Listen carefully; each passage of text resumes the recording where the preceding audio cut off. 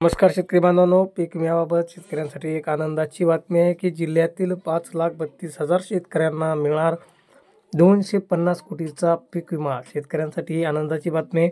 कोणत्या जिल्ह्यातील शेतकऱ्यांना हा पीक विमा मिळणार आहे, संपूर्ण माहिती आपण बघणार आहोत।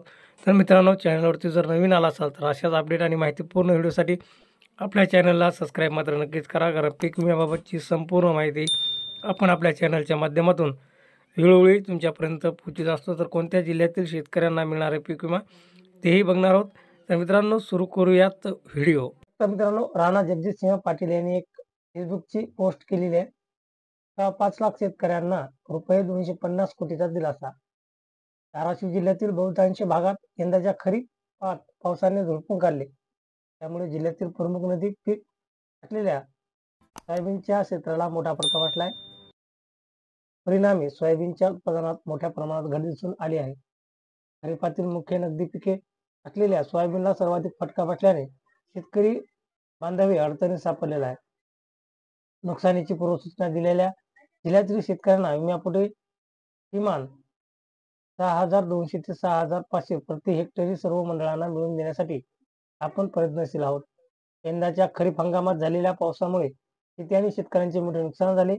अतिवृष्टी आणि सततच्या पावसाने आर्थिक कोंडीत सापडलेल्या जिल्ह्यातील 5,49,791 शेतकऱ्यांची खरीप हंगामात ओढवलेल्या नैसर्गिक आपत्ती दरम्यान विमा कंपनीच्या निकषानुसार झालेल्या नुकसानीच्या पूर्वसूचना नोंदविल्या होत्या।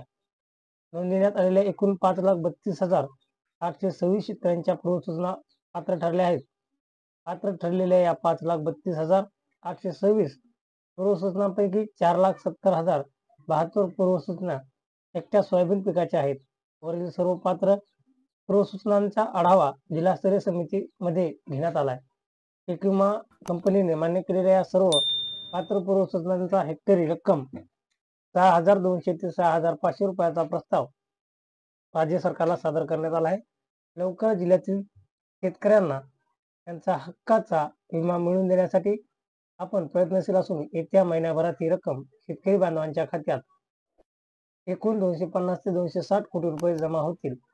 त्यासाठी आपला आग्रही पाठपुरावा सुरूच आहे, असं फेसबुकला पोस्ट केलेले राणा जगजितसिंह पाटील। तर हे होतं छोटंसं पण महत्त्वपूर्ण अपडेट।